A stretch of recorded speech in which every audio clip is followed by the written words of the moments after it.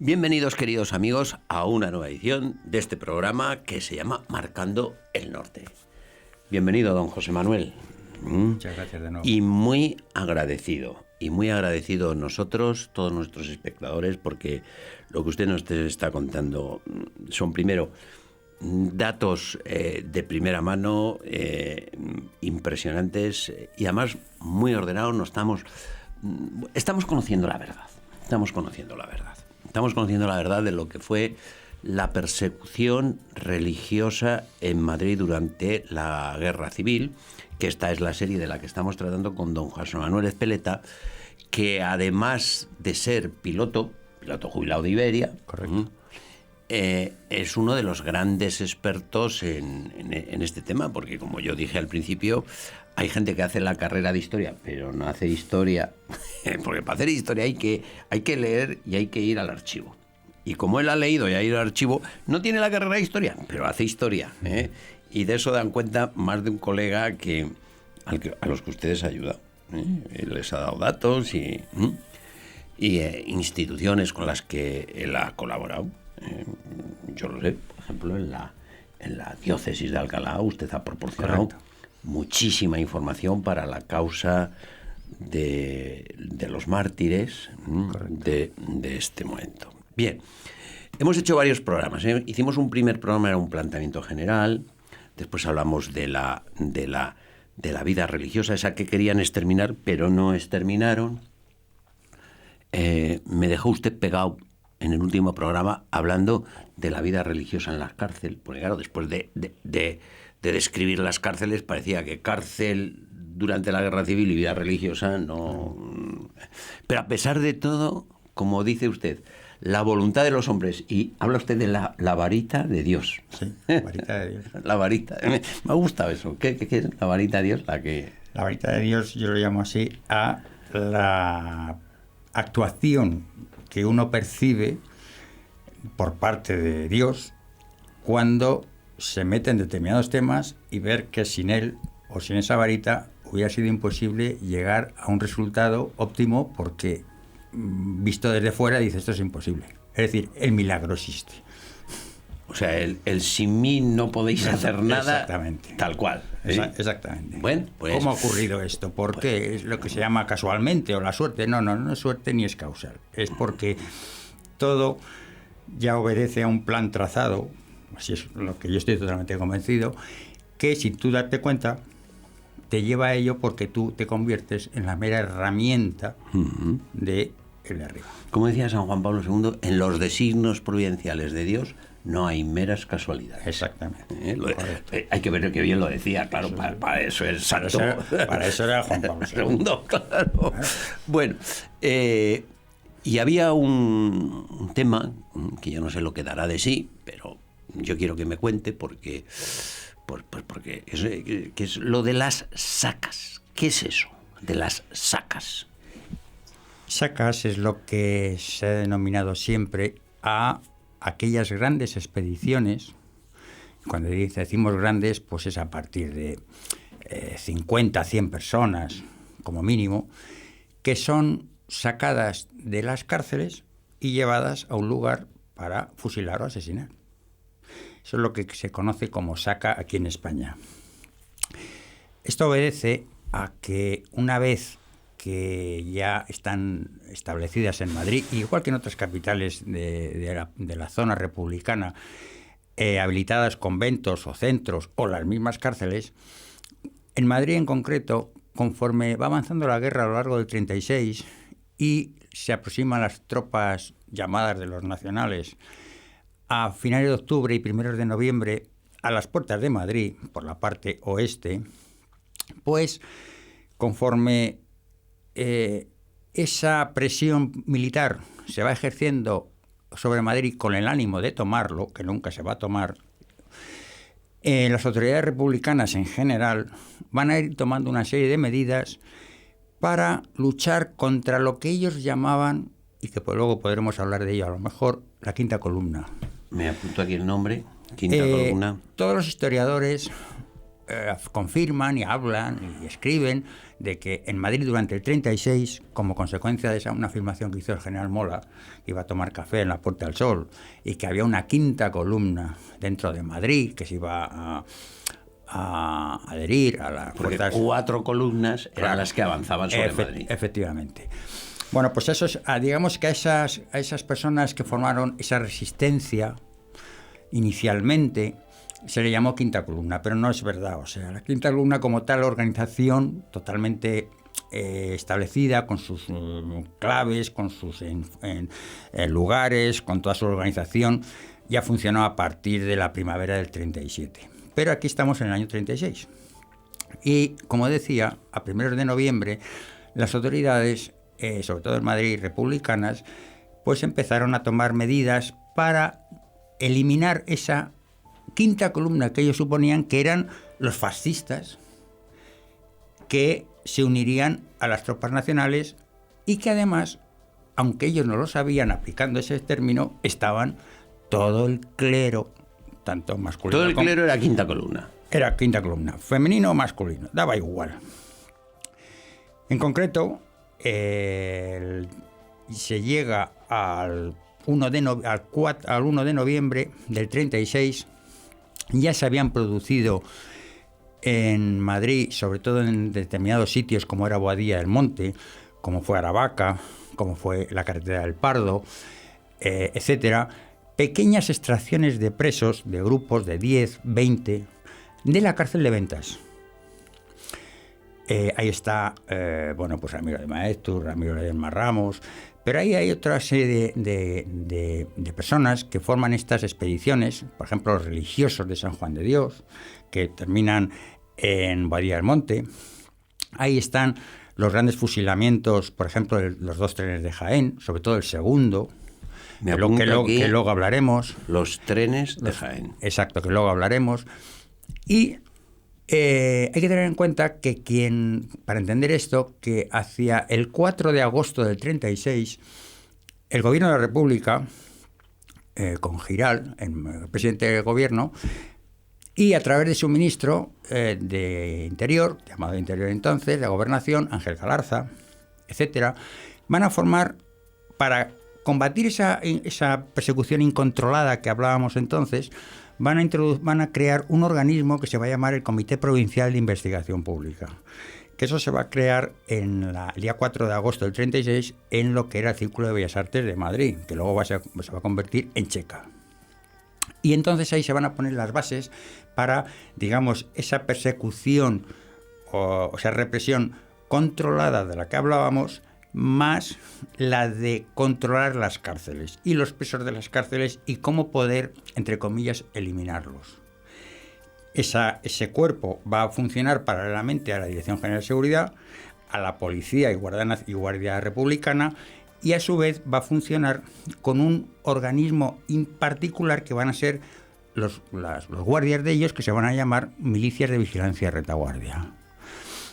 Todo este organigrama que va a componer el gran aparato represor, en términos generales, son los encargados de hacer esas pequeñas expediciones o sacas hasta el día 1 o 2 de noviembre del 36. ¿Quién es el genio de la lámpara que organiza esto?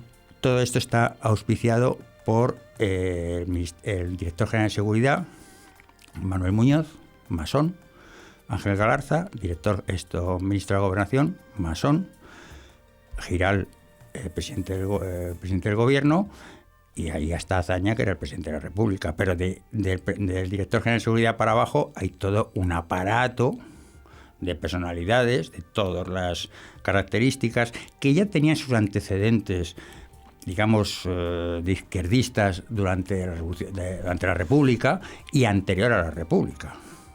Porque, por ejemplo, hay muchos anarquistas que van a estar metidos dentro de estas milicias de vigilancia y retaguardia, aunque la CNT y el Partido Comunista eran como el agua y el aceite, nunca se llevaron a lo largo de la guerra, pero ahí va a haber muchos anarquistas, por ejemplo, que formaron en la República, en el 32 y 33, la banda de Ascaso, de Durruti, de Juan García Oliver, y que se van a encargar de asesinar al cardenal Soldevilla. Bueno, pues estos van a estar ahí luego en el 36. Estos repiten. Claro, y como ellos muchísimos. En definitiva, estas milicias de vigilancia y retaguardia son las encargadas de ejecutar las órdenes y las sentencias de muerte que ese comité de investigación pública, que primero es Bellas Artes y después se traslada a Fomento 9, por eso se llama popularmente la Checa de Fomento, y son de los que personas que están ahí detenidas o que son traídas de las cárceles, como es la de Ventas, se van a formar esas pequeñas expediciones que van a terminar en Boadilla, en Rivas Vacia Madrid, en Aravaca, en el Pardo, etcétera, antes hasta los primeros días de noviembre del 36. Ya. ¿Y quién decide y cómo se decide los que han de morir? Los que han de matar, vamos. O sea, sí, porque morir no es tanto morir. Estas checas, digamos, clandestinas de los que un grupo de un pueblo formaban su propia checa y su propio local. Cada tenía la suya. Entonces, por eso hay dos tipos de checas, las clandestinas y las oficiales. Las clandestinas es la que yo denomino las que la forman 5 individuos del pueblo de Navalcarnero, por poner un ejemplo, que se vienen a Madrid, se instalan en un local incautado y ahí forman su checa y su tribunal. Y nadie les dice nada. O sea, luego, las oficiales... pero son descontrolados. Claro. Luego están las oficiales, como he dicho antes, que son las de los partidos y sindicatos, más la del gobierno, que son Fomento y Bellas Artes. Esas son las del gobierno. Luego están las de los partidos y sindicatos. Y después la de los que... Exactamente. Entonces, en cada una de ellas, sobre todo Bellas Artes y Fomento, digamos que, aparte de que Fomento trabajaba 24 horas... y había 5 jurados, 5 comités dentro, que trabajan ininterrumpidamente con un jefe de comité, y a su vez ese comité tenía 5 individuos que eran, digamos, los interrogadores, son los que, digamos, tomaban declaración al detenido y sentenciaban. Sobre la marcha. Sobre la marcha. Para entender esto con respecto al tema religioso y no religioso, una vez que llega la guerra, el día 20-21 de 1936, todas aquellas sedes políticas llamadas de derechas, que muchas formaban la CEDA, la Confederación de Derechas Autónomas, Renovación Española, el TIRE, etcétera, igual que todas aquellas organizaciones religiosas, como eran Centros de Acción Católica, Adoración Nocturna, Congregaciones Vicencianas, etcétera, al ser incautados estos centros, estas organizaciones de izquierdas y partidos de izquierdas se quedan con los ficheros. Y al tener los ficheros... Tienen las direcciones. Tienen las direcciones, que eso fue la causa por la cual mucha gente fue detenida en su casa. En concreto, el fichero de Renovación Española, que era, digamos, el partido más derechista que había, para entendernos, se incautó las Juventudes Socialistas Unificadas. Ah, los socialistas hacían esto. No, los comunistas. A los comunistas. Es decir, Santiago Carrillo y Solares, con el beneplácito y el permiso de Stalin y de la Comintern, en abril del 36, digamos que coge a los comunistas, aunque él todavía no tenía el carné. Pero ¿Qué cargo tenía el caballero? Entonces era secretario de las Juventudes Socialistas, aunque ya tenía grandes simpatías por el comunismo y además se había convertido en la cárcel, puesto que había estado en la cárcel modelo anteriormente. Pero él lo que va a hacer en abril del 36 es unir las juventudes socialistas, que se las roba o manga, ya coloquialmente hablando, a la rama más izquierda del Partido Socialista, que era la que capitaneaba Largo Caballero, con las juventudes comunistas. Las fusiona y de ahí salen las Juventudes Socialistas Unificadas, de corte comunista. Estas son las que, una vez que empieza la guerra, se van a incautar, como otras organizaciones, de determinados ficheros. En este caso, Renovación Española. Pero Santiago Carrillo va al frente de la... Sí, claro. Pero es que además, los ficheros de Acción Católica o los ficheros de Acción Popular, también. Por ejemplo, el edificio de la casa de la calle Serrano, número 6, que es donde hoy día debajo está Mallorca, esa fue la sede del Partido Comunista Español con José Díaz a la cabeza desde el 25 de julio del 36 hasta el final de la guerra. Y ahí estaba la sede de la CEDA, en el primer piso, y en el segundo piso el de Acción Española, con lo cual se incautaron de todos esos ficheros. Y de sus locales. Claro. En definitiva, al tener ese comité de investigación pública, Checa de Fomento, Checa de Bellas Artes al principio, y los demás, esos ficheros, el interrogado ya podía contestar lo que quisiera, que estaba condenado. Lo miraban. Y en función de eso decidían. Y en función de eso le daban el paseo, o iba a una cárcel, o iba a donde tuviera que ir. Con respecto a las... O sea, delito suyo, pertenecer a un partido político. Sí, pero más que un partido político, eran las responsabilidades que había tenido dentro de ese partido. Por ejemplo, va a haber muchas personas civiles y también religiosas menos, pero sobre todo civiles, en que al ser detenidas y llevadas a las cárceles y pasar por los tribunales populares dentro de las cárceles y tomar declaración, casi siempre está el tema de que si militó en la CEDA, en la Acción Popular o en tal sitio, o fue candidato, o estuvo de interventor en una mesa electoral del año 33. Es decir, el tema de del posicionamiento político de cada persona, hasta incluidos sacerdotes y religiosos, durante la República condicionó luego el veredicto cuando fue detenido o estaba en la cárcel y pasar ante un tribunal. Por eso digo que todas estas pequeñas expediciones que se producen hasta el día 2-3 de noviembre del 36 son, digamos, fundamentalmente dirigidas y sentenciadas a través de estos comités de investigación pública, Checa de Fomento y Bellas Artes, y las demás checas de organizaciones políticas, de partidos políticos y sindicales que eran, digamos, las ramificaciones de ese comité provincial que forma el gobierno, como he dicho, el 4 de agosto del 36. Y los delitos eran que durante la República habías pertenecido a no sé qué partido, claro, o habías militado en una organización religiosa, habías sido intervenido. Bueno, es que estamos hablando de los partidos. ¿Y los de Acción Católica qué delito tenían? El haber pertenecido a Acción Católica. O sea, eso era un delito. Claro, porque un chaval joven, como era lo normal entonces, que se metieron muchísimos, o los metieron en Acción Católica, estaba asociado a la acción propagandística. Y además estaba asociado al debate. Y el debate estaba asociado a las derechas. Es decir, todos son vasos comunicantes, que al final lo que determinan era, como he dicho antes, cuál era en la República tu actividad político-religiosa o social-religiosa en un determinado centro. Vamos a ver si me entero. Usted hace adoración nocturna. Como la adoración nocturna está relacionada con la iglesia, no sé qué. Como la iglesia está relacionada con el periódico no sé qué, no sé cuál. Y como usted no sé, usted es un enemigo que hay que exterminar. Claro. Todo eso terminaba en una palabra que era peligroso fascista o desafección. O sea, esas eran las sentencias que se encuentra usted en los papeles. Esa era en principio la causa penal, bajo un punto de vista jurídico, por la cual se va a iniciar un proceso de un tribunal popular. ¿Peligroso? ¿Cómo es? A ver. Peligroso, fascista y desafección. Cada una de estas tres palabras tenía sus ramificaciones, porque claro, ¿peligroso de qué? Pues porque a lo mejor era propagandista, o repartía panfletos, o hacía bulos, o sea, repartía bulos por todas partes. Ese era el peligroso, por ejemplo.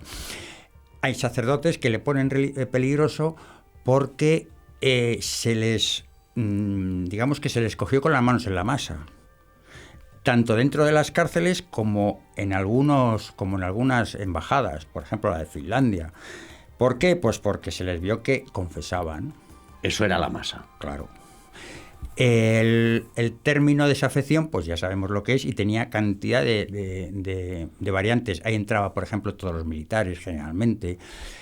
Pero esto era, digamos, el marchamo. Otra cosa es que los comunistas, como tal, en sus checas llamadas así, o en sus centros, no tienen ningún código civil. O sea, ni peligroso nada, ni desafecto. Nada. Lo único que hay que darse cuenta es que en el momento que llega la República, aproximadamente, conforme fue avanzando, el Código Civil, el Código Penal fue echado por tierra. Y cuando llega la Guerra Civil, La misma República no lo aplica. Solamente se aplica el antiguo Código Militar para enjuiciar todos aquellos delitos de sedición, rebelión, etcétera. Bueno, y entonces estamos hablando, porque este espacio lo estamos dedicando a las sacas.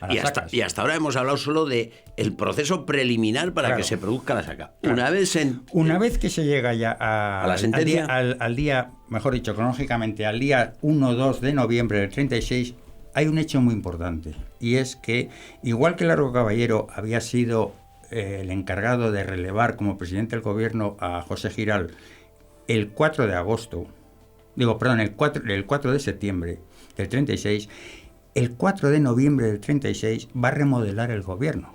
Y ahí es donde van a entrar los 3 ministros anarquistas de la CNT, Juan Peirón, Federica Montseny y Juan García Oliver, como ministro de Justicia, miembro de la banda de Ascaso y de Durruti, que hemos hablado antes. Va a dejar un libro, El eco de los pasos, que es magnífico, cuenta todo esto y muchas más cosas, pero se va a producir el hecho de que, como las tropas estaban, los llamados nacionales, estaban ya en las puertas de Madrid, es cuando Largo Caballero decide largarse de Madrid, abandonar Madrid y establecer el gobierno en Valencia. Eso va a ocurrir, y con las prisas, esos comités de investigación pública van a ir a las cárceles. ¿Qué cárceles? Fundamentalmente Porlier y San Antón. Y van a llamar a los militares detenidos allí. Y le van a decir, un paso al frente. Los forman, un paso al frente. A ver, ¿quiénes están dispuestos a servir a la República? Y salva su vida. No hubo ni uno. Hubo algunos casos, que está documentadísimo, de que dieron un paso al frente, pero a los 5 minutos retrocedieron. No hubo ninguno. Estos 180 y tantos militares, capitanes, tenientes, comandantes, etcétera, no hay suboficiales. Todos fueron entre el 4 y el 5 de noviembre fusilados, sacados de estas 2 cárceles y fusilados en Rivas hacia Madrid, donde está el cementerio hoy día. Dentro del cementerio y fuera del cementerio. Después de la guerra se exhumaron todos los restos. Hay un pequeño grupo ya de 170 y tantos. Pero llegamos a que el día 4, entre el 4 y el 5, hay un congreso de gobierno, etcétera, etcétera. Entre el 5 y el 6 abandona el gobierno con Largo Caballero y Pedro Rico, etcétera, y Manuel Muñoz, todos se van a Valencia. Quiere decirse que en Madrid queda un vacío de poder, y es cuando Largo Caballero forma esa, digamos, Junta de Defensa de Madrid, que va a ser un minigobierno solamente para la ciudad de Madrid. Y va a nombrar a un general, que es José Miaja, como jefe de ese gobierno, pero a su vez José Miaja va a nombrar, en teoría, a unos ministros, que son los consejeros. Aunque ya todo estaba con el beneplácit, todo estaba convenido con el beneplácit, sobre todo de los comunistas, a través de una reunión que hubo en Serrano 6 entre el 2 y el 3 de noviembre, donde asiste Pasionaria, José Díaz, Mikhail Kolstov, es decir, todos los gerifaltes, Santiago Carrillo, para ver qué se hacía con los presos y con la situación militar de Madrid. Y ahí se toman unas decisiones. Una de esas decisiones es que el gobierno se va a alargar, que todos los asesores soviéticos que han venido y las brigadas internacionales que ya van a estar a punto de entrar en Madrid y todo esto, se van a hacer cargo de esa defensa, y que se va a nombrar ese minigobierno que es la Junta de Defensa de Madrid, y con José Miaja a la cabeza, cuando nombre a sus consejeros, va a nombrar, porque ya estaba así decidido, a Santiago Carrillo Solares como consejero de orden público. Pero eso no va a ocurrir hasta el día 7 de noviembre. Pues, don José Manuel, con el nombramiento de don Santiago Carrillo como consejero de orden público, tenemos que acabar el programa. Pero en el próximo nos cuenta lo que hizo don Santiago Carrillo en Madrid, consejero de orden público. Muchas gracias por su presencia, por su colaboración. Muchas gracias a ustedes, queridos amigos, por habernos acompañado durante este programa. Decirles que a cambio nosotros nos pondremos a trabajar para ofrecerles una nueva edición de este programa que se llama Marcando el Norte.